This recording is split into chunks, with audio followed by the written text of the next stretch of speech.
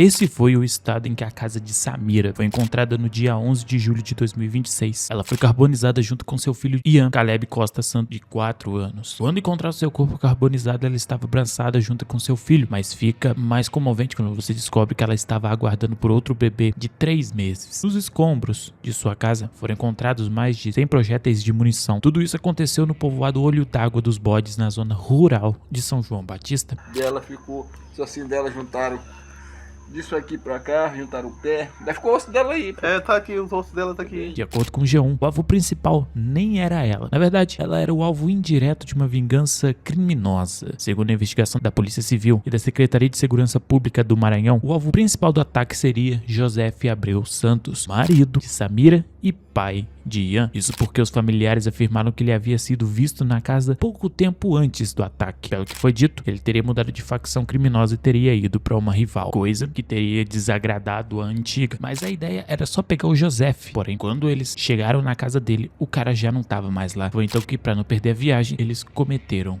o crime. A Samira tinha 23 anos e era mulher que não tinha envolvimento nenhum com o crime, mas o parceiro dela tinha. Ela fazia parte de uma igreja e levava uma vida bastante discreta, onde ela se dedicava mais ao seu filho Ian e também ao seu mais novo filho que estava para vir. Pela investigação da polícia, 15 homens armados participaram da invasão, arrumaram imóveis da mesma família, efetuaram disparos e incendiaram a casa de onde Samira e o filho estavam. A perícia recolheu cerca de 100 estojos de munição de calibres diferentes. Precisou de mais de 10 homens para tirar a vida de uma perigosíssima mulher grávida de 3 meses. Depois dos tiros, os criminosos teriam roubado os objetos da casa e ateado fogo. Quando os corpos foram encontrados, mãe e filhos estavam carbonizados e abraçados. Esse crime que aconteceu na última sexta-feira. A Samira Costa Correia e o Ian Caleb Costa Santos, o filho dela de 4 anos, foram encontrados carbonizados dentro de uma casa.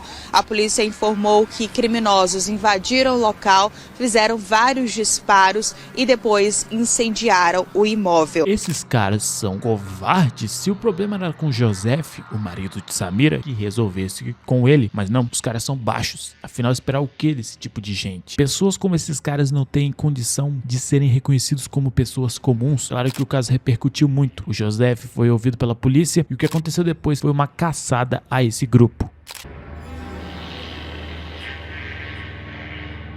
Poucos dias depois do crime, a polícia afirmou que os suspeitos haviam sido identificados. A partir daí, começaram as operações na região para prender os envolvidos. Operação essa que entraria para a história da cidade. De acordo com o jornal O Mirante, desde a tragédia, forças policiais desencadearam uma verdadeira operação na região, cobrindo áreas de São João Batista e Viana. Durante as incursões da equipe policiais, incluindo unidades especializadas e de inteligência, suspeitos reagiram à abordagem e acabaram mortos nos confrontos. Quando a gente diz suspeito aqui, é porque esses caras são envolvidos mesmo, mas por causa de certos jargões do jornalismo, alguns falavam suspeito, mas eram aqueles vagabundos que tiraram a vida dela. Isso porque Joseph ajudou a identificar esses caras que foram presos. Abre aspas. O marido da vítima fazia parte da facção que realizou o ataque e teria supostamente mudado de lado ou saído da organização sem autorização dos integrantes. Eles foram até o local para cobrar e vingar essa saída dele e de outra pessoa que morava no povoado. Como não o encontraram na residência, atacaram os familiares que estavam no local naquele momento. Fecha aspas. Ali tinha o BOP, COSAR, Força Tática, Centro Tático Aéreo, Grupo de Operações Especiais e o Batalhão de Cães. Foram divulgados os nomes dos presos e principalmente dos mortos. E aqui a gente tem um padrão que poderia ter sido evitado. Afinal, quase todos eles tinham passagem pela polícia. Talvez eles ficassem na cadeia, que era o lugar deles. Talvez a Simara, que não tinha nada a ver com isso, estivesse viva. Não acreditem nas pessoas que dizem que certos infelizes podem ser ressocializados, porque a gente puxou a ficha de cada um deles. Começando por Gabriel Vieira Trindade, conhecido como Miau. Esse cara tem um processo por crimes do Sistema Nacional de Armas. Partindo para Gimarlisson Santos Duarte, conhecido como Pelado ou Gil, a gente não conseguiu encontrar dados jurídicos sobre ele. José Andro Santos Pereira, conhecido como Mandinho, tem 3 processos, sendo que 2 estão arquivados. Um deles seria por comércio ou detenção de arma branca. Luan Anjos dos Santos, conhecido como Bartonelli, tem 1 processo arquivado na justiça. Juan Carlos Silva, conhecido como Juan, esse talvez seja um dos que tenha a ficha mais suja. Ele tem ao menos 5 processos, que vão desde crimes do Sistema Nacional de Armas, ameaça e intimação. Paulo Ricardo Serra Lindoso, conhecido como Gordo, tem pelo menos 2 processos por tráfico de drogas e condutas afins e associação para produção e tráfico. Erinaldo Santos Pereira, conhecido como Garoto, não se tem notícias. Tadeu Vinícius Aguiar dos Santos tem ao menos 5 processos que vão desde torto, tráfico de drogas e condutas e prisão temporária. Vitor Gabriel Costa Cardoso, conhecido como Vitinho, a gente não encontrou dados. Anderson Mendes Cutrim, conhecido como Nandinho, tem ao menos também 5 processos, 1 por prisão temporária, crimes no Sistema Nacional de Armas e furto. Matheus Costa Pinheiro não tem dados. Isaac Jorge Arucha Mendonça tem pelo menos 1 processo por roubo majorado. Fábio José Abreu Santos, que era o cunhado de Simara, foi preso um tempo depois. Roberval Oliveira Almeida, conhecido como Gago, a gente também não encontrou dados dele. João Vitor Santos também, vulgo Vitor Preto, também a gente não encontrou dados. Mas calma que esses foram aqueles que tiveram os nomes divulgados ou foram presos, porque as forças de segurança mandaram pra vala pelo menos 8 deles. E adivinha? Quase todos tinham pelo menos uma passagem. Tanto que quando a polícia trouxe o corpo de um desses criminosos, eles fizeram questão de andar com o corpo à luz do dia na cidade para todo mundo ver, em uma espécie de marcha à la romana, para mostrar que eles realmente pegaram aqueles criminosos.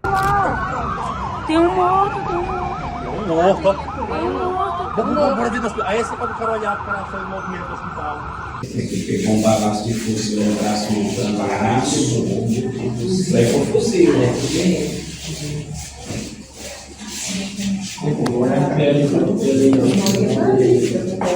Esse mesmo no começo.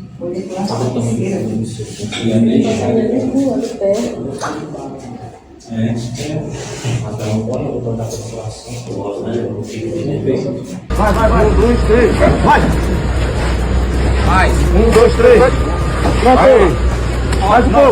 Vai! Calma aí, volta aqui e leva lá! Joelson Braga Araújo, vulgo Macaco, tem um processo por homicídio qualificado. Como que um cara desse estava solto por aí com homicídios nas costas? Mas enfim, David João Gaspar Penha, conhecido como Mucurão, tem um processo por roubo majorado. João Henrique Lindoso Silva, vulgo João Preto, tinha 2 processos por tráfico de drogas e condutas e afim. Daniel Braga Araújo, vulgo Jogador 22, tinha um processo por violação de domicílio. Roberdan Fonseca Gomes tem um processo por associação para produção e tráfico. Cleiton dos Santos Pereira não tinha dados. Leideilson Lindoso Costa, vulgo Putiu, não tinha dados. Tauan Alves Barros não tinha dados, mas todos caíram quando ficaram de frente com a polícia. O caso em São João Batista não é um fato isolado. Dados do Fórum Brasileiro de Segurança Pública mostram que o crime organizado deixou de ser um fenômeno restrito às grandes cidades. Atualmente, 41,2% dos brasileiros reconhecem a presença de facções ou milícias em seus bairros, que representa cerca de 68 milhões de pessoas com algum contato com alguma facção ou grupo criminoso. No Maranhão, a situação é particularmente grave. O estado abriga simultaneamente facções de alcance local, como o C Vermelho, o primeiro comando da capital, além de organizações locais como o Bonde dos 40. Ao todo, 53 municípios maranhenses na Amazônia Legal possuem presença confirmada de grupos criminosos e as cidades onde 4 facções disputam o mesmo território. Eu quero mostrar essa foto que viralizou recentemente no X e mostram 2 crianças de uma escola mexendo em um notebook na rua. Quando eu olhei essa imagem eu pensei que fosse no Brasil, porque parece muito. Até eu descobri que isso é em El Salvador, o país de Nayib Bukele, onde ele chegou a prender quase 2% da população do país de El Salvador. Uma imagem dessa seria impossível há uns 10 anos atrás. Tudo isso é possível porque o cara resolveu fazer uma coisa muito simples: prender quem não devia estar na rua. Muita gente reclama dos direitos que foram caçados, etc. Mas e os direitos das pessoas que foram cerceados por criminosos? Porém, a situação de El Salvador, você pode argumentar que lá estava pior do que aqui no Brasil. Porém, quem diria que suspender direitos de criminosos resolveria o problema? Talvez a gente devesse suspender esses direitos, mesmo que doa, para que pessoas que tiraram a vida de Simara e seu filho de 4 anos, e inclusive um que estava para nascer, não acontecesse. Você pode ver, sempre que acontece um caso como esse, quase não tem uma repercussão muito grande, porque pouco importa, não faz diferença, porque para pessoas que vivem defendendo pessoas como esse, simplesmente não vale o prato que come, cara. Ninguém ia se importar se esses 15 caras que já têm passagem estivessem em uma cela, sem colchão, com luz ligada 24/7, comendo grão de bico, o suficiente só para não morrer, sem direito a banho de sol, sabendo que o resto da miserável vida dele seria aquilo. Eu faria esse acordo. A tragédia de Samira e Ian virou símbolo da violência que atinge o interior do Maranhão e expôs de forma brutal como disputas entre grupos criminosos podem destruir famílias